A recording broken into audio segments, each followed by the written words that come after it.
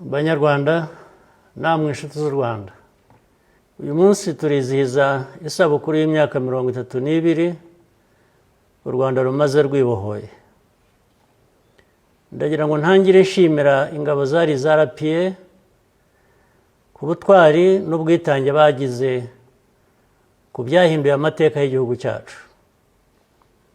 Benshi muri bo ntabwo bagize amahirwe yo kubaho kugeza kuri uyu munsi, ariko ibyo baharaniye biragaragara mu Rwanda tubona.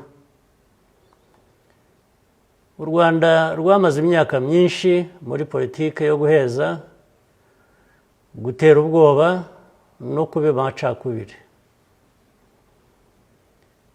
Intego y'urugamba rwo kwibohora yari ugusubiza Abanyarwanda ibyo bari barambuwe, kubaho mu cyubahiro kandi bafite agaciro.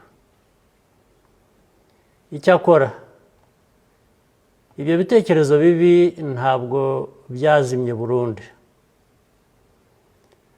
Biracyariho mu buryo butandukanye kandi biracyagaragara hirya no hino mu karere kacu.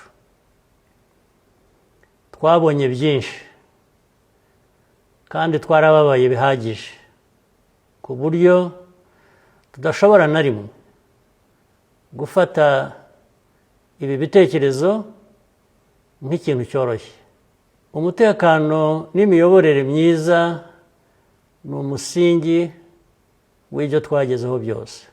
Umutekano ujyanye no kubaho kwacu ntabwo tuwushakira gushimwa n'abahandi. Tudafite umutekano nta kindi cyashoboka. Niyo mpamvu dukomeje kuba maso kandi tugahagarara ku byo twemera.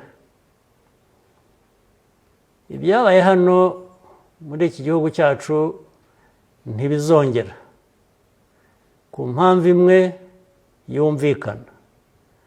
Ntabwo tuzabyemera. Ubu dufite urubyiruko rumaze gukura rutigeze ruba mu mateka mabi igihugu cyacu cyanyuzemo. Nk'ababanjirije, urubyiruko rw'uyu munsi rugomba kumva neza ko nta wundi ufite inshingano ku Rwanda kurusha Abanyarwanda ubwabo. Hari abashobora kudushyigikira, hari n'abo tutemeranya ku bintu bimwe na bimwe, cyangwa se batumva neza icyo dushaka. Gusa icyo tuzi ni uko amaherezo bose bashobora kudutera umugongo igihe babishakiye. Twe nta yandi mahitamo dufite. Ni inshingano yacu kureba ko Umunyarwanda wese ashobora kubaho mu mahoro no gutera imbere mu gihugu cye.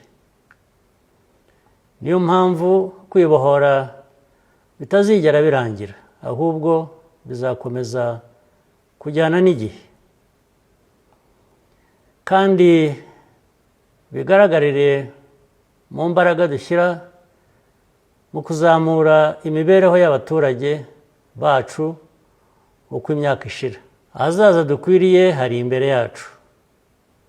Nidukomeza kubaka ubumwe, tukanga amacakubiri ayo ari yo yose, kandi tugashyira imbaraga mu byo twubaka dufatanije, nta kizatunanira. Ibyo twagezeho mu myaka 32 ishize birivugira. Dukomeze inzira nziza ariyo twahisemo. Mbifurije mwese n'imiryango yanyu umunsi mwiza wo kwibohora.